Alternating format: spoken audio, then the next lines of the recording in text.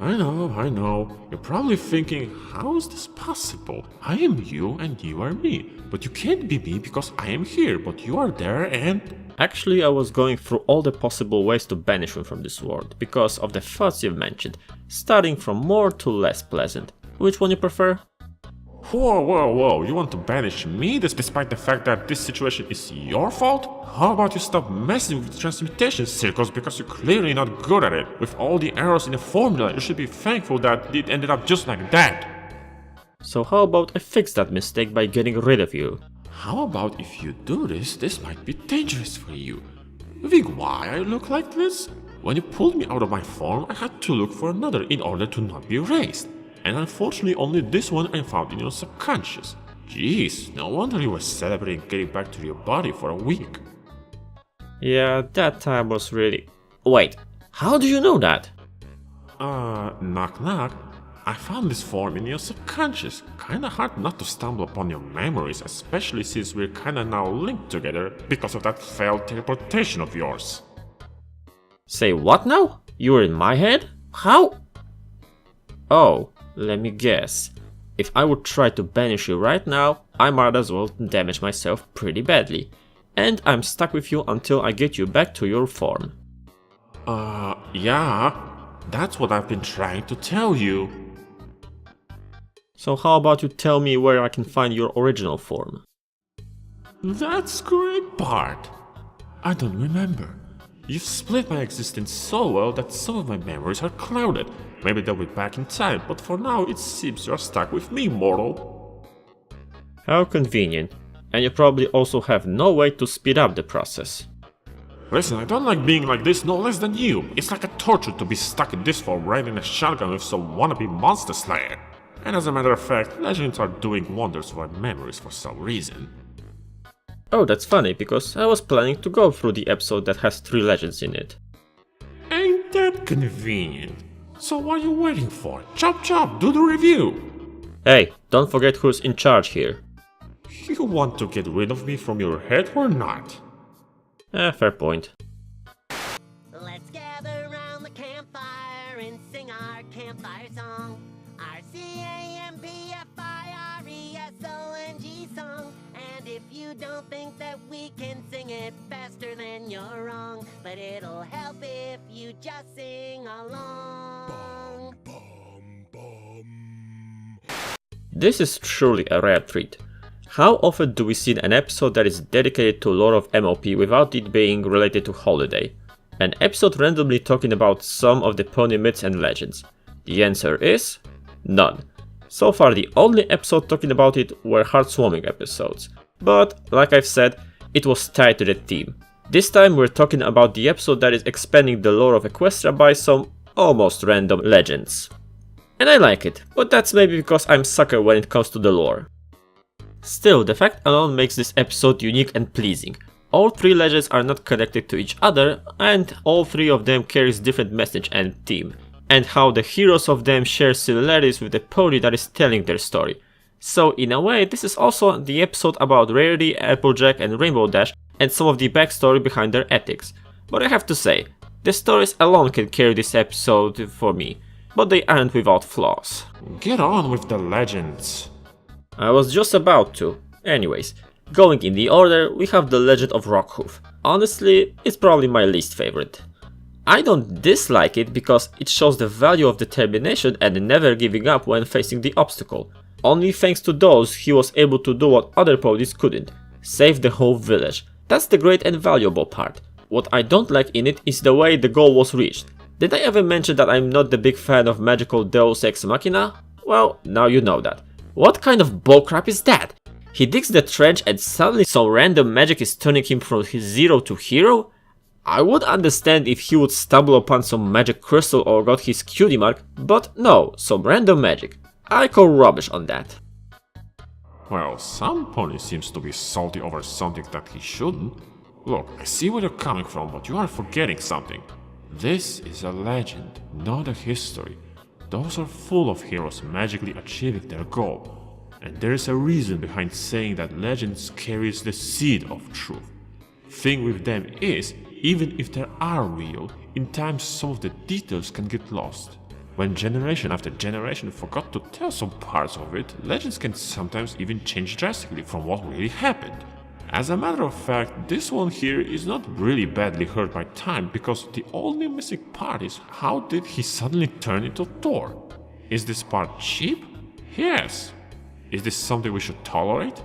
Yes. Legends are not supposed to tell a realistic story. They are supposed to tell inspirational story.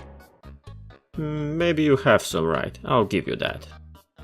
Oh, you like me. This looks like the beginning of a beautiful friendship. Don't get carried away. Besides, I said maybe, because this is still pushing the suspension of disbelief limits more than any legend that I know. But again, you can't do much having 3 legends plus side plot of sisterhood camping and all of that in 22 minutes episode. I now look a little different on this particular one, but it's still my least favorite for that Deus Ex Machina and the so-called Mighty Helm ditching villagers. Happily, other legends are more believable.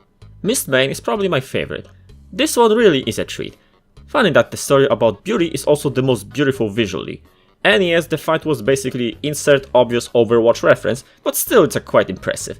And this time there is no Deus Ex Machina, or at least it's healthy. Because this time it's a unicorn, the story is much more believable, even the spell Mistbane performed that took her beauty to spread beauty all over the place. And let's face it, that is the message both kids and adults could learn, to see beauty everywhere and not keeping it for yourself but share it with others. And curved horse are now canon, many artists will be pleased. Last legend is Flash Magnus, and for me this one is quite close to Mistbane. Not by the visuals but by the story itself. Behind the whole outsmarting your opponents, there is also a lesson of how you should think outside the box instead of trying to reach your goal by going in straight line to it. And you can argue that this was a foolish and risky move, but in the end it was an act of bravery that helped saving captured comrades. He really is a cool character, even though sometimes he has the expression of someone with oversized ego. But I find interesting that one of the dragons in the story looks exactly like Dragon Lord Torch. I wonder if this is just a coincidence, or is it just really him before he became a Dragon Lord? And if yes, could the second dragon be Ember's mother? That's a bit of a headcanon territory. In general, it's also interesting to see how each one of them have a different setting. Rockhoof is pretty much a Nordic mythology.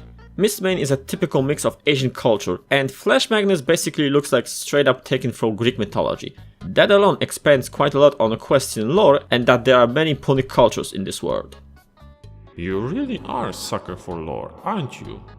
What can I say? It rubs my imagination in a good way. But legends themselves are not the only thing for which I like this episode. As many of you know, those are tied with Legend of Magic comic series. When I read that news, I was a bit afraid of how it will be done. Luckily, it's done really well. Both media are tied, yet independent. This episode is basically the prequel to the stories in comic, and you don't have to read them unless you want to expand a little bit on the characters. Big positive for that. Last thing I should probably mention is the entry point for all those stories. The whole sister camping is a nice continuity callback, but for me this part is just there. It's needed, but legends are the main focus. And the whole Flyders part is terrifying just for the concept itself, especially when considering the fact that something similar we've seen long time ago in the X-Files.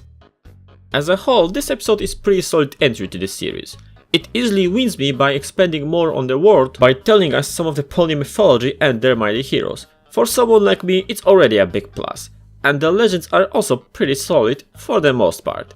Rockhoof is the one I'm not a big fan of because of this Deus Ex Machina, but again, this is the legend and those tend to bend reality. Plus, we're talking about squeezing it along with 2 other in 22 minutes episode. But what still hurts this story a little bit are the remaining 2, because those are both good and believable in my eyes. But all 3 of them share one positive. Them being clever way to include not 1 but 3 morals in the episode, each one quite valuable for every demographic. And the way it's tied with comic books is also really well done. But I only hope there won't be many people who, when Hasbro says these comics are canon, will only hear comics are canon. Some stories are cool and I wish to see them being canonized, but not as a copy-paste. As for this episode, maybe it's not spectacular, but it's still well done. It's hard to go wrong with a unique episode just like this. Once again, Season 7 is trying something new and it's paying off.